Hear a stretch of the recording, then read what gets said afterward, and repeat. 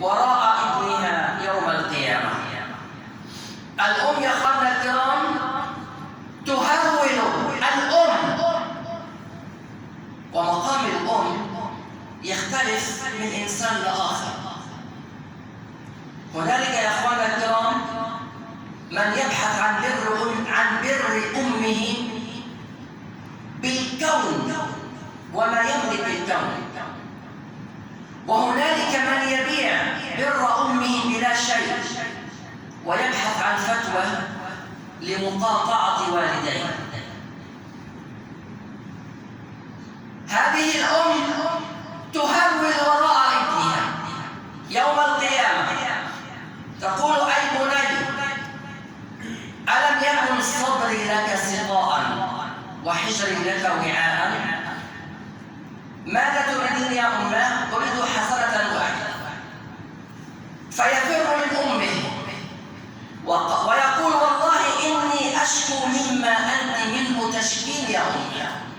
ومصداق هذا الموقف الجلل قوله عز وجل: يوم يفر المرء من أخيه وأمه وأبيه وصاحبته. بالمقابل حسنة واحدة لن تعطي أمك، بالمقابل ستعطي إن كانت لك حسنات ستعطيها رغم أنفك ورغم أنفي سأعطيها. لمن لوث لساني به، سأعطي حسناتي لمن وقعت في أعراضهم، سأعطي حسناتي لا سمح الله وقدر لمن طعنت في أعراضهم، لمن تقولت عليهم. يقول النبي صلى الله عليه وسلم: علينا أن نعلم أن الصلاة إما أن تقبل وإما أن تلف وترد وتصفع في وجه صاحبها وتقول له: ضيعك الله كما ضيعتني.